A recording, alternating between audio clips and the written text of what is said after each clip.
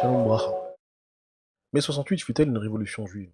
Près de 50 ans après mai 68, la France n'en finit pas de se questionner sur cette révolution manquée. Le débat est d'autant plus passionné depuis que Macron a récemment annoncé son désir de commémorer ce que Raymond Aron qualifiait de carnaval. En ce qui nous concerne, c'est d'actualité, comme on le verra avec la parchat de cette semaine, parchat Lech Lecha. Mais fait encore plus troublant, comment se fait-il qu'autant d'étudiants juifs aient participé à ce mouvement de révolte? En effet, 3 des 4 porte-paroles du mouvement sont juifs, il faut y ajouter 18 leaders supplémentaires, tous de confession ou de culture juive, comme par exemple Bernard Kouchner, né d'un père juif, mais d'une mère protestante. Beaucoup se demandent donc si mai 68 fut un appel messianique, écho du messianisme juif. Le 12 juillet 1988, le journal Le Monde publia ainsi un article sous le titre « Le mouvement de mai 68 fut-il une révolution juive ?» Certains esprits malfaisants, antisémites, se délectent de voir dans cette réalité historique une confirmation de leur pensée tordue et complotiste. Et c'est avec une jubilation à peine dissimulée qu'ils pointent du doigt la présence de juifs dans ce mouvement contestataire. Ils s'empressent également de souligner le rôle de certains juifs, comme Trotsky, dans la révolution bolchevique de 1917, car le raccourci est bien trop tentant pour ne pas l'emprunter et faire de nous autres juifs des agitateurs, des troubles à l'ordre public. Et c'est oublier que l'un des critiques les plus virulents du mouvement étudiant de mai 68 était lui-même juif. Le journaliste et philosophe Raymond Aron fut effectivement un critique de la première heure, de ce qu'il nomma un psychodrame, un marathon de palabres ou encore une négation utopique de la réalité. Plus tard, il écrira dans ses mémoires Il est interdit d'interdire, le fameux slogan de mai 68, formule en elle-même contradictoire, illustre la plaisante absurdité de l'idéologie de mai 68. Or, Raymond Aron était juif par sa mère et son père. Quoi qu'il en soit, et malgré les critiques pertinentes de Raymond Aron, la question demeure, le mouvement de mai 68 fut-il une révolution juive? Qu'est-ce qui a fait que les étudiants juifs de l'époque se sont massivement engouffrés dans ce mouvement? Comprendre le peuple juif, et c'est ce qui nous amène à Parchat cette semaine, Parchat Lech Lecha, dans son essence, impose un retour à sa genèse, et tout particulièrement à l'étude de l'identité de son patriarche, de notre premier patriarche, Avraham, tel qu'elle est exposée dans la Parchat Lech Lecha. Car notre histoire a commencé avec un homme que la Torah appelle Avraham l'hébreu, Avraham à Ivry. Nos sages, les maîtres et garants de la tradition orale, nous enseignent dans le Midrash la signification exacte de cette appellation, à l'opposé du monde. Avraham est un homme de vérité, c'est un homme de foi, un homme de conviction, qui s'installe et se tient aux antipodes des folies du monde idolâtre de son temps. Il renonce au culte païen et à leur rite meurtrier, à cette époque où on n'hésite pas à jeter les enfants au feu pour les sacrifier aux idoles. Mais contrairement à Noé, Abraham ne reste pas dans son coin, c'est un prosélyte militant qui va activement propager le monothéisme et essayer de changer les choses. C'est un révolutionnaire. Il faut noter que ce n'est qu'à l'âge de 75 ans qu'Abraham aura sa première prophétie. Ça nous apprend énormément sur le dévouement sans limite d'Abraham pour la vérité.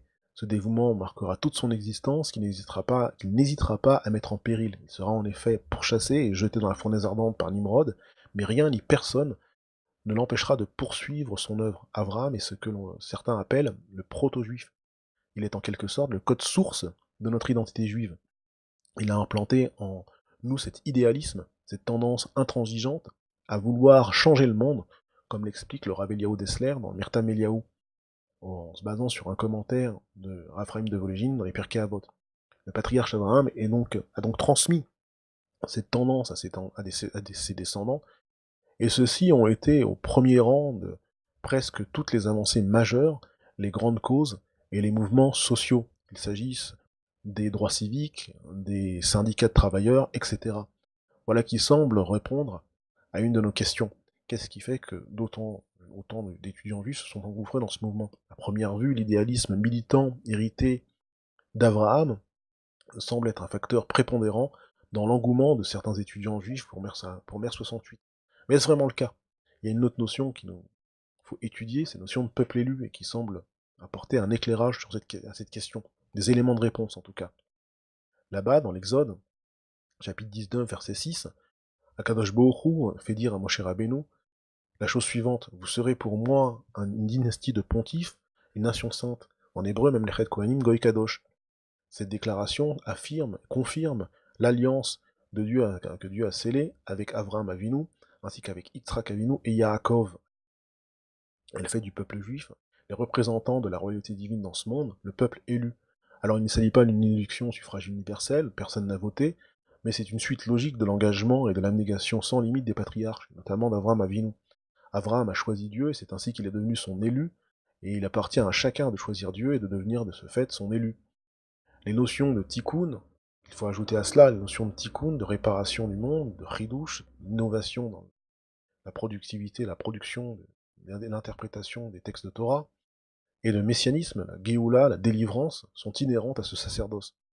Elles peuvent également expliquer l'engouement de certains juifs pour la justice sociale et les révolutions libertaires, car même laïcisés, les juifs gardent ancrée en eux cette mission qui incombe à Israël de mener l'humanité à son accomplissement. Une autre notion qui nous éclaire sur cette question et nous apporte des éléments de réponse est la notion de nukdur que l'on retrouve dans l'Exode au chapitre 34, versets 8 et 9. Là-bas, Moshe Rabbeinu intercède auprès d'Akadosh Baruch Hu, il fait littéralement une plaidoirie pour absoudre le clan d'Israël de sa terrible erreur, la faute du veau d'or. Il va utiliser l'indocilité du clan d'Israël comme un élément qui permettra d'absoudre le clan d'Israël, d'acquérir le pardon divin.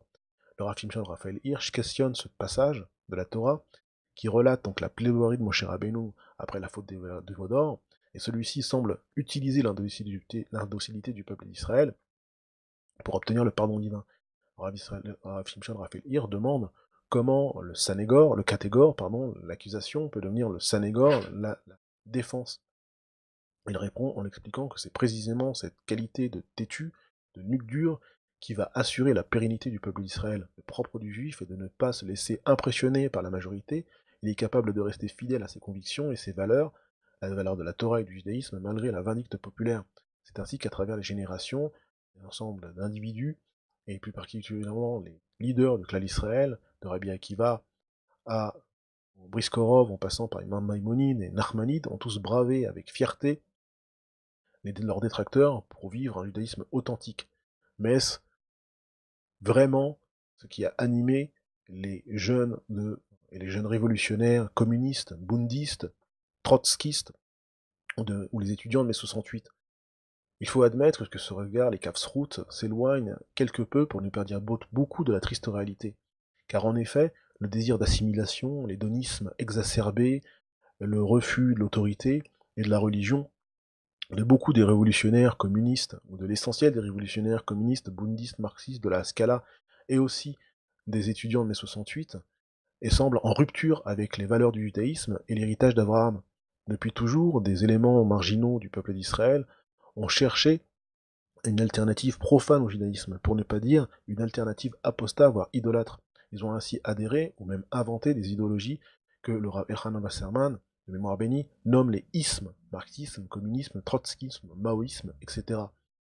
Ces systèmes de pensée au culte excluent volontairement Hachem. Ils légitiment ainsi toutes sortes de débordements, de perversions de leurs adeptes, ceux qui ne les empêchent pas de conserver une bonne opinion d'eux-mêmes.